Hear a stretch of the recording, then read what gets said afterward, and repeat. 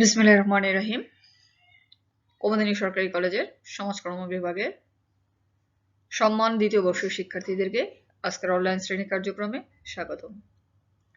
সুপ্রিয় শিক্ষার্থীবৃন্দ, আশা করি তোমরা যে যেখানে আছো সকলে ভালো আছো এবং সুস্থ আছো।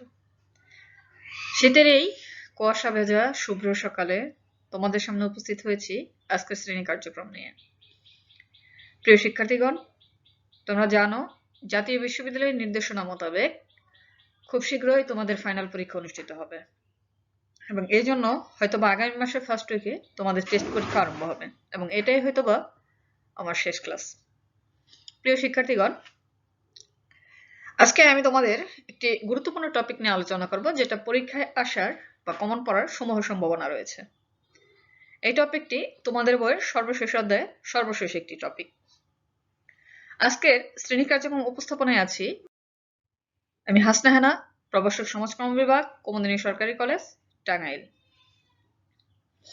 আজকে যে বিষয়টি নিয়ে শ্রেণী উপস্থাপনা হবে সেটা হলো সামাজিক সমস্যা ও বিশ্লেষণ কৌশল। আজকের আলোচ্য সূচিতে আমি দুইটি গুরুত্বপূর্ণ টপিক রেখেছি। এই দুটো গুরুত্বপূর্ণ টপিক হলো, প্রথমটা সামাজিক সমস্যা সমাধানে সমাজকর্মের মৌলিক পদ্ধতি, দ্বিতীয়টি সামাজিক সমস্যা সমাধানে সমাজকর্মের সহায়ক পদ্ধতি। প্রিয় শিক্ষার্থীগণ, আমি তোমাদের সামনে সংক্ষেপে আলোচনা করে যাব। এগুলো পয়েন্ট আকারে তোমরা যদি পরীক্ষায় লিখতে পারো তবে একটা ভালো মার্কস গেইন করতে পারবে। প্রথমে আমরা যে বিষয়টি স্টাডি করব সেটা হলো সামাজিক সমস্যা সমাধানে সমাজকর্মের মৌলিক পদ্ধতি। প্রিয় শিক্ষার্থীগণ, তোমরা যেহেতু দ্বিতীয় বর্ষে অধ্যয়ন করছো, সেহেতু প্রথম বর্ষে তোমরা সমাজকর্মের বেসিক কিছু পদ্ধতি সম্পর্কে জেনে এসেছো এবং সমাজকর্মে ইন্টারমিডিয়েট এবং প্রথম বর্ষে তোমাদের সমাজকর্মের যে মৌলিক বিষয়গুলো সম্পর্কে জ্ঞান দেওয়া হয় তার মধ্যে একটি হলো সমাজকর্মের পদ্ধতি। এবং সমাজকর্মের পদ্ধতিটা সমাজকর্মের অত্যন্ত গুরুত্বপূর্ণ একটি টপিক। এটি আমরা যেহেতু সামাজিক সমস্যা নিয়ে কাজ করছি, এই সামাজিক সমস্যা সমাধানে সমাজকর্ম পদ্ধতিগুলো বিভিন্নভাবে কাজ করে। তাই আমরা এখন এই মৌলিক পদ্ধতি সম্পর্কে একটু বইয়ের ভাষায় জানব। সমাজকর্ম আধুনিক বিজ্ঞানভিত্তিক সমস্যা সমাধানকারী এক প্রক্রিয়া। আধুনিক জীবনে বিভিন্ন মনোসামাজিক সমস্যা সমাধান করার ক্ষেত্রে এটি প্রয়োগ করা হয়। সমাজকর্ম মূলত পদ্ধতি নির্ভর একটি ব্যবহারিক বিজ্ঞান। এর মূল লক্ষ্য হলো সামাজিক ভূমিকা পালনের জন্য প্রতিটি স্তরের জনগণকে সক্রিয় ও সক্ষম করে তোলা এবং অনুকূল সামাজিক পরিবেশ সৃষ্টি করা। অর্থাৎ সমাজকর্ম কখনো কোনো ব্যক্তিকে সরাসরি সাহায্য না করে তার সমস্যা সমাধানে উক্ত সমস্যাগ্রস্ত ব্যক্তিকে সক্ষম করে তোলে এবং অনুকূল সামাজিক পরিবেশটা সৃষ্টি করে যাতে ব্যক্তি পুনরায় আবার ওই সমস্যায় ফেরত যেতে না পারে। এই সমাজকর্ম পদ্ধতিকে দুই ধরনের হতে পারে, একটা হলো মৌলিক পদ্ধতি, দ্বিতীয়টা হলো সহায়ক পদ্ধতি। এখানে মৌলিক পদ্ধতিগুলি মেজর এবং সহায়ক পদ্ধতিগুলো মৌলিক পদ্ধতিগুলো অত্যন্ত সংশ্লিষ্ট। আচ্ছা, নিচে আমি সামাজিক সমস্যা সমাধানের মৌলিক পদ্ধতিগুলো সংক্ষেপে আলোচনা করছি। প্রথমটা হলো মৌলিক পদ্ধতি। সমস্যা সমাধানের ক্ষেত্রে যেসব পদ্ধতি প্রত্যক্ষভাবে প্রয়োগ করা হয় তাদেরকে মৌলিক পদ্ধতি বলা হয়। মৌলিক পদ্ধতিগুলো হলো ব্যক্তি সমাজকর্ম, দল সমাজকর্ম এবং সমষ্টি সংগঠন। এখন আমি তোমাদের সামনে প্রথমে ব্যক্তি সমাজকর্ম সম্পর্কে আলোচনা করছি। সাধারণত ব্যক্তি সমস্যা সমাধানের সমাজকর্মে যে পদ্ধতি সরাসরি প্রয়োগ করা হয় তাকে বলা হয় ব্যক্তি সমাজকর্ম। এই ব্যক্তি সমাজকর্ম সমাজকর্মের অত্যন্ত গুরুত্বপূর্ণ একটি পয়েন্ট এবং এটি হলো ইংরেজিতে বলা হয় কি সোশ্যাল কেস ওয়ার্ক। কেস মানে এটা কেস নয়, এটা হলো কেস মানে ব্যক্তি। সমাজের মানুষ হিসেবে সমস্যাগ্রস্ত ব্যক্তিকে সাহায্য করার পদ্ধতি হলো ব্যক্তি সমাজকর্ম পদ্ধতি। এক্ষেত্রে সামগ্রিক কর্মকাণ্ড কেবল ব্যক্তিকে কেন্দ্র করে আবর্তিত হয়। ব্যক্তি সমাজকর্ম সম্পর্কে বলা হয়েছে, social case work is a method of social work which intervenes in the psychosocial aspects of person's life to improve, restore, maintain or enhance his social functioning by improving his role performance. অর্থাৎ ব্যক্তি সমাজকর্ম হলো সমাজকর্মের এমন একটি পদ্ধতি যা ব্যক্তির সমস্যাগ্রস্ত ব্যক্তির সাইকোসোশ্যাল মানে মনোসামাজিক বিষয়গুলো অনুধান করে এবং তাদের এগুলো উন্নয়ন, পুনঃসংরক্ষণ, সংরক্ষণ এবং এনহ্যান্স বৃদ্ধি করে বাই সোশ্যাল ফাংশন অর্থাৎ সামাজিক কার্যক্রমে বাই ইমপ্রুভিং হিজ তার ভূমিকা পালনের ক্ষমতা উন্নতি সাধনের মাধ্যমে। ব্যক্তির সমস্যায় পরিবারের উপর, পরিবার হতে দলে এবং দল হতে সমাজের উপর প্রভাব বিস্তার করে। কাজে ব্যক্তি বিশেষের সমস্যার সমাধান করা এখানে মুখ্য। এখানে কিভাবে ব্যক্তি সমাজকর্ম সামাজিক সমস্যার সমাধান করে, সেগুলো সংক্ষেপে জানছি। সমস্যার প্রকৃত উৎস জানা। সামাজিক সমস্যা সমাধানের জন্য ব্যক্তি সমাজকর্মের প্রধান ভূমিকা হলো সমস্যার প্রকৃত কারণ অনুসন্ধান করা। কেননা ব্যক্তি, স্থান, কাল, পাত্রভেদে সমস্যাগুলো ভিন্ন হয়ে থাকে। এক স্থানে যেটা সমস্যা হিসেবে পরিচিত, আরেক স্থানে সেটা সমস্যা নাও হতে পারে। এক ব্যক্তির কাছে যেটা সমস্যা, আরেক ব্যক্তির কাছে সেটা সমস্যা নাও হতে পারে। তাই সমস্যা সমাধানের জন্য ব্যক্তি সমাজকর্ম সর্বপ্রথম সমস্যার প্রকৃত কারণ অনুসন্ধান করে থাকে। দ্বিতীয়, ঋত ক্ষমতার পুনরুদ্ধার অর্থাৎ রিস্টোর। সমস্যা এমন এক জটিল অবস্থা যা মানুষের সাধারণ বা প্রত্যাশিত কর্মক্ষমতা সমূলে বা আংশিক গ্রাস করে নেয়। এই অবস্থা মানুষের সামাজিক গণ্ডিতে আত্মমর্যাদা রক্ষা বা স্বীয় পরিচিতি বিকাশের পথে ক্রমাগত প্রতিবন্ধিতা সৃষ্টি করে। এভাবে ব্যক্তি সমাজকর্ম ঋত ক্ষমতা বা ক্ষমতার বৈকল্যজনিত অবস্থা থেকে পুনরুদ্ধারের মাধ্যমে ব্যক্তিকে স্বীয় ভূমিকা পালনে সক্ষম ও সমাজে আত্মমর্যাদায় প্রতিষ্ঠিত করা সুদূর প্রসারী লক্ষ্যে পরিচালিত হয়ে থাকে। এরপর হলো 3 নম্বরটা হলো সম্পদের সদ্ব্যবহার। ব্যক্তি সমাজকর্ম সবসময় বিশ্বাস করে কোনো সামাজিক সমস্যার সমাধান করতে হলে ওই ব্যক্তির কি কি সম্পদ আছে তার প্রতি বেশি গুরুত্ব দিতে হবে। কেননা কাউকে সাহায্য করলে সে সাময়িকভাবে উপকৃত হয়, কিন্তু স্থায়ীভাবে উপকৃতের জন্য ব্যক্তি সমাজকর্ম তাদের নিজস্ব যে সম্পদ আছে তার সদ্ব্যবহার নিশ্চিত করার মাধ্যমে সামাজিক সমস্যার সমাধান করে থাকে। অর্থাৎ কোনো ব্যক্তিকে যদি প্রতিদিন একটি করে মাছ দেওয়া হয়, সে সেটার উপর ডিপেন্ডেন্ট হয়ে যায়। কিন্তু যদি তাকে মাছ ধরার কৌশল শেখানো হয়, তাহলে সে পরবর্তী মাছ ধরে নিজের জীবন নিজে পরিচালনা করতে পারবে। এরকম সবকিছু সরাসরি টাকা বা আর্থিক সহায়তা না দিয়ে যদি তাকে অর্থ উপার্জনের পথগুলো শেখানো যায়, তবে সেটাই সুদূর প্রসারী এবং লক্ষ্যে পৌঁছানো সহজ হয়। এরপর আমরা জানবো দল সমাজকর্ম সম্পর্কে। সমাজকর্মের মৌলিক পদ্ধতিগুলোর মধ্যে একটি অন্যতম হলো দল সমাজকর্ম। দল সমাজকর্ম বলতে সাধারণত দলভুক্ত মানুষের সঙ্গে শৃঙ্খলাপূর্ণ, নিয়মতান্ত্রিক তথা পরিকল্পিত উপায়ে কাজ করার এক বিশেষ পদ্ধতি। এ সম্পর্কে এইচবি ট্রেকার বলেন, social group work is a method through which individual in a group in social agency setting one helped by a worker who guides their interaction in program activities that they may relate themselves to other and experience growth opportunities in accordance with their needs and capacities to the end of individual, group and community development. অর্থাৎ সমাজকর্ম হলো এমন একটি পদ্ধতি যার মাধ্যমে সামাজিক সংস্থার একটি দলের একজন সদস্য যেভাবে সাহায্য করে, এটা হলো তাদের পারস্পরিক ক্রিয়া প্রতিক্রিয়া, তাদের কার্যক্রম এবং একে অপরের সাথে সম্পর্কিত করা এবং তাদের সুযোগ সুবিধা তাদের প্রয়োজনের সাথে সামঞ্জস্যপূর্ণ করে। এর মধ্যে প্রথমটা হলো সমস্যা চিহ্নিতকরণ। সামাজিক সমস্যা সমাধানে দল সমাজকর্মের প্রধান ও প্রথম দায়িত্ব হলো সমস্যার প্রকৃত কারণগুলো চিহ্নিতকরণ। এক্ষেত্রে সমাজে যে যে সমস্যা, যেমন মাদকাসক্তি, বেকারত্ব, দারিদ্র্য, ভিক্ষাবৃত্তি, পতিতাবৃত্তি, যুব অসন্তোষ, কিশোর অপরাধ প্রভৃতি সমস্যাগুলো চিহ্নিত করে সমাজকর্ম দলীয়ভাবে সেগুলো সমাধানের চেষ্টা করে। এরপর আছে মানুষের প্রয়োজন নির্দিষ্টকরণ। মানুষ সামাজিক জীব, সমাজে সে একা বাস করতে পারে না, প্রতিনিয়ত তাকে অন্য কারোর সহযোগিতার প্রয়োজন হয়। এক্ষেত্রে দল সমাজকর্ম মানুষের সমস্যাগুলোর মূলে তার প্রকৃত প্রয়োজনটা কি তা নির্ধারণ করে সমস্যাটা সমাধানের চেষ্টা করে দলগতভাবে। এরপর আছে ভূমিকা পালনে সহায়ক। সমাজের সমস্যা সমাধানের নিমিত্তে দল সমাজকর্মের আওতায় সুনির্দিষ্ট লক্ষ্য ও উদ্দেশ্যের আলোকে দল গঠন সাপেক্ষে দলীয় সদস্যদের পারস্পরিক ক্রিয়া প্রতিক্রিয়া নিয়ন্ত্রণ ও পরিচালনার মাধ্যমে দলের মাঝে এমন এক পরিবেশ সৃষ্টি করে যাতে দলীয় সদস্যরা তাদের জন্য নির্ধারিত আচরণ ও ভূমিকা যথাযথভাবে অনুধাবন করে সে অনুযায়ী কাজ করতে সমর্থ হয়। এরপর হলো সম্পদ ও সুযোগের মধ্যে সামঞ্জস্য বিধান। সম্পদের সামঞ্জস্যহীনতা ও অপ্রতুলতা সামাজিক সমস্যা সৃষ্টির অন্যতম কারণ। এক্ষেত্রে দল সমাজকর্ম দলীয় সদস্যদেরকে তাদের সমস্যা সমাধানের জন্য প্রয়োজনীয় সম্পদের সাথে পরিচয় ঘটানোর মাধ্যমে ব্যক্তির ভূমিকা পালনে সক্ষম করে তোলে। অধিকার ও কর্তব্য সম্পর্কে সচেতন। সামাজিক সমস্যা সমাধানে দল সমাজকর্মের আরেকটি বিষয় হলো সমাজের মানুষের যে দায়িত্ব ও কর্তব্য আছে সে সম্পর্কে তাদেরকে সচেতন করা। এটা তাদের মাঝে অংশগ্রহণ ও নাগরিক দায়িত্বগুলির বিকাশ ঘটে, কারণ সমাজের অধিকাংশ মানুষ তাদের দায়িত্ব ও কর্তব্য সম্পর্কে সচেতন নয়। তারা জানে না তাদের কি কি দায়িত্ব কর্তব্য আছে। ফলে বিভিন্ন সামাজিক সমস্যা তৈরি হয়। তাই দল সমাজকর্ম তাদের দায়িত্ব ও কর্তব্য সম্পর্কে সচেতন করে সামাজিক সমস্যা হ্রাস করার চেষ্টা করা হয়। এরপর হলো সমাজকর্মের আরেকটি মৌলিক পদ্ধতি হলো সমষ্টি সংগঠন। সমষ্টি সংগঠন সমাজকর্মের মৌলিক পদ্ধতিগুলোর মধ্যে অন্যতম। এই পদ্ধতিতে সমাজকর্মে জ্ঞান, দক্ষতা, অভিজ্ঞতা ও কৌশল প্রয়োগ সাপেক্ষে বৃহত্তর সামাজিক সমস্যা দূরীকরণের চেষ্টা চালান।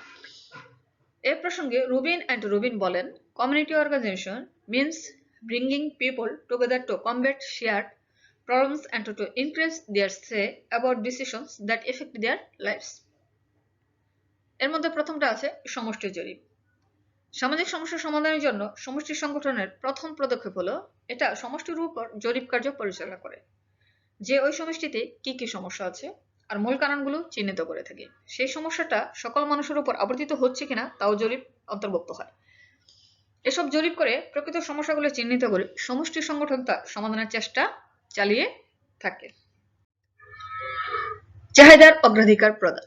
সমাজের বুকে কোন কোন চাহিদা আছে তা বিচার বিবেচনা করা হয়। সমাজের বিভিন্ন চাহিদা থাকতে পারে, তবে যে চাহিদার গুরুত্ব যত বেশি সেই চাহিদাকে তত গুরুত্বের সাথে বিবেচনা করে থাকে।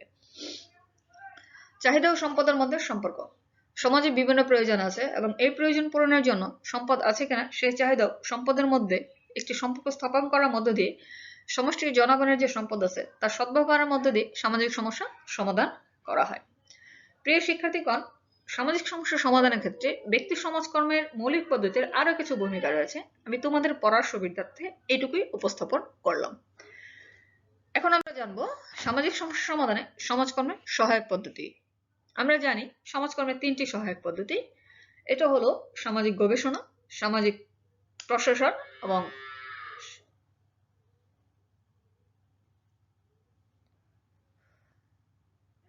সামাজিক কার্যক্রম। এখন আমি তোমাদেরকে বইয়ের ভাষায় এগুলো তোমাদের সামনে উপস্থাপন করছি। সামাজিক সমস্যা সমাধানে সমাজকর্ম মৌলিক পদ্ধতির পাশাপাশি সহায়ক পদ্ধতিও এক গুরুত্বপূর্ণ ভূমিকা পালন করে। সমাজকর্মী তার পেশাগত অনুশীলনের ক্ষেত্রে মৌলিক পদ্ধতি প্রয়োগ করলে যে পদ্ধতিগুলো সহায়তা গ্রহণ করা হয় তাদেরকে সহায়ক পদ্ধতি বলা হয়। সমাজকর্ম সহায়ক পদ্ধতিগুলো সরাসরি প্রয়োগ না হয়ে সাহায্যকারী হিসেবে কাজ করে, সেজন্য এগুলোকে গণ পদ্ধতিও বলা হয়। নিম্নে সামাজিক সমস্যা সমাধানে সহায়ক পদ্ধতিগুলো আলোচনা করা হলো। অর্থাৎ ব্যক্তি সমাজকর্ম মৌলিক পদ্ধতিগুলোকে সহায়ক পদ্ধতিগুলো খুব গুরুত্বপূর্ণভাবে সহায়তা করে থাকে। প্রথমটা হলো সমাজকর্ম প্রশাসন। সমাজকর্মের আওতায় গৃহীত কর্মসূচি, নীতি ও পরিকল্পনা সমূহ বাস্তবায়নের এক উপায় বা কৌশল হলো সমাজকল্যাণ প্রশাসন। সুষ্ঠুভাবে সমাজকল্যাণমূলক কার্যগুলি সংগঠন ও পরিচালনার জন্য প্রশাসনের ব্যবস্থা গ্রহণ করা দরকার। এর মধ্যে আছে নীতি ও পরিকল্পনা গ্রহণ। সামাজিক সমস্যা কোনো দেশের উন্নতি ও অগ্রগতির জন্য প্রতিবন্ধক। তাই সমাজ, রাষ্ট্র ও বিভিন্ন প্রাতিষ্ঠানিক পর্যায়ে সামাজিক সমস্যাগুলো কার্যভার সমাধানের লক্ষ্যে গৃহীত হয় বিভিন্ন পরিকল্পনা, নীতি ও কর্মসূচি। আর এই সমস্ত নীতি, পরিকল্পনা ও কর্মসূচি বাস্তবায়নের জন্য দরকার হয় প্রশাসন। অর্থাৎ প্রশাসন সামাজিক সমস্যা সমাধানের অন্যতম হাতিয়ার হিসেবে কাজ করে। কেননা প্রশাসনিক অস্তিত্ব ভিন্ন কখনোই কোনো সমস্যার সমাধানে কর্মসূচি বাস্তবায়ন করা সম্ভব নয়। অর্থাৎ যে কোনো সামাজিক সমস্যা সমাধানের ক্ষেত্রে সমাজকর্ম প্রশাসন, যদি সেটা আইনি হয় বা অন্য টাকা পয়সার দরকার হয়, সেক্ষেত্রে প্রশাসনের দ্বারস্থ আমাদের হতে হয়। আচ্ছা, এরপর হলো সামাজিক নীতি বাস্তবায়ন।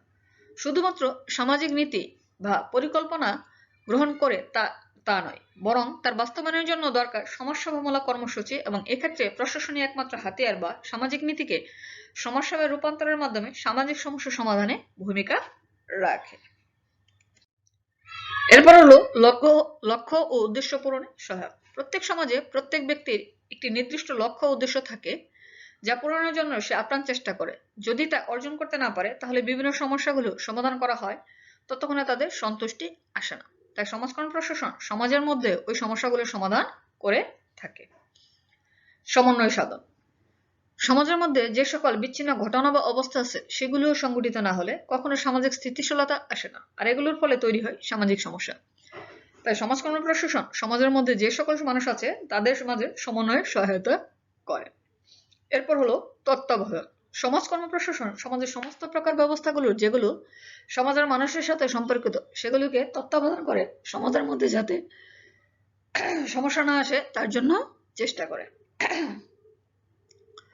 খ, সমাজকর্ম গবেষণা। সমাজকর্ম গবেষণা হলো এমন এক ধরনের অনুসন্ধান কর্ম যার মাধ্যমে সমাজকর্মের জ্ঞান, তত্ত্ব ও দক্ষতাকে যথার্থ ও সুসংহত করে তোলা যায়। ব্যক্তি, দল ও সমষ্টিকে সাহায্য দানের ক্ষেত্রে সমাজকর্মে উপস্থিত সম্পদ, চাহিদা, সমস্যা ও প্রক্রিয়া চিহ্নিত করে অগ্রসর হতে আগ্রহী।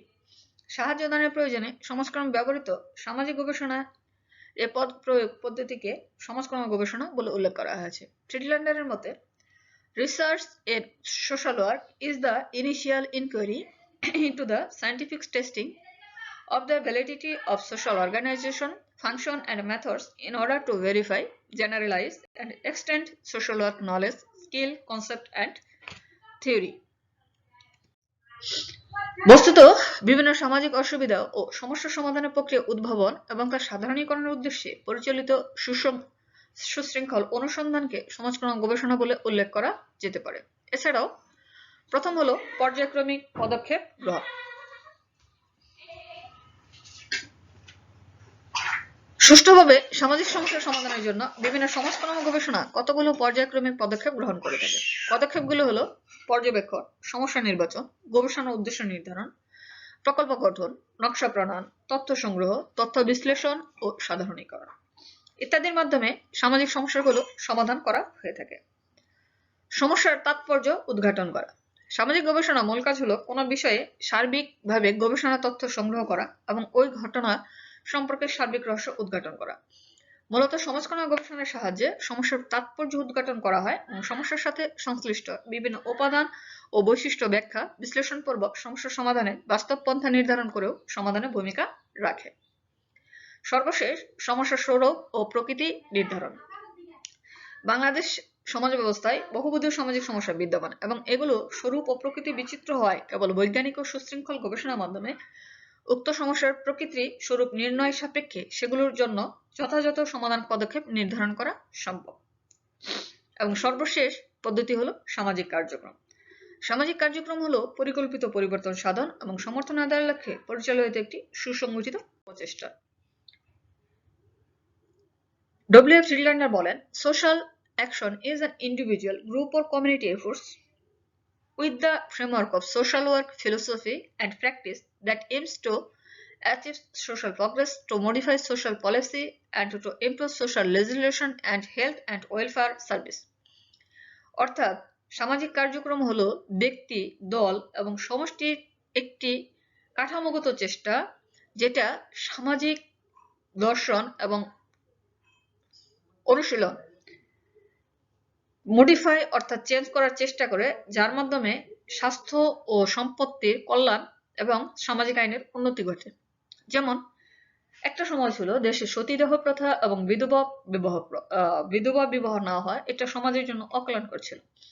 পরবর্তীতে বিভিন্ন ব্যক্তি, গোষ্ঠী এবং সমাজের চেষ্টার ফলে এই মারাত্মক সতীদাহ প্রথা দূর করার চেষ্টা হয়েছে।